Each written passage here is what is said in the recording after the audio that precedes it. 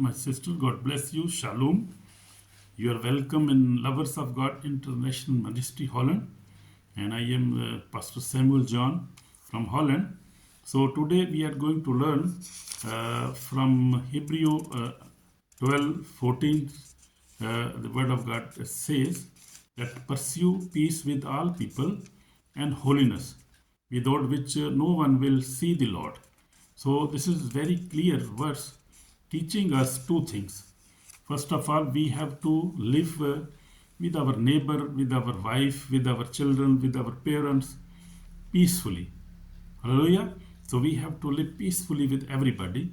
We have to live our wife peacefully. We have to forgive her. We have to forgive everybody, our neighbors, and we must live a holy life, like do not sin, do not fornicate, masturbate, or tell lies, or fight with each other.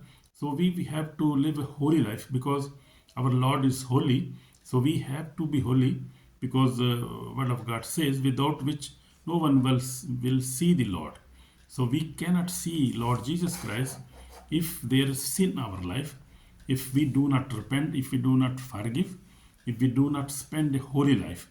So because without holy life, we cannot see the Lord Jesus Christ.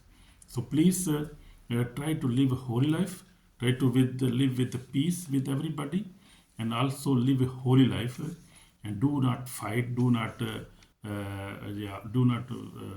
do fornication or tell lies or fight with each other, but rather love each other. Yeah, forgive.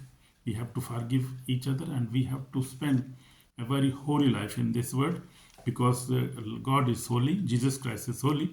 So we must have a same character and same behavior as Jesus Christ had, because Jesus Christ was very humble.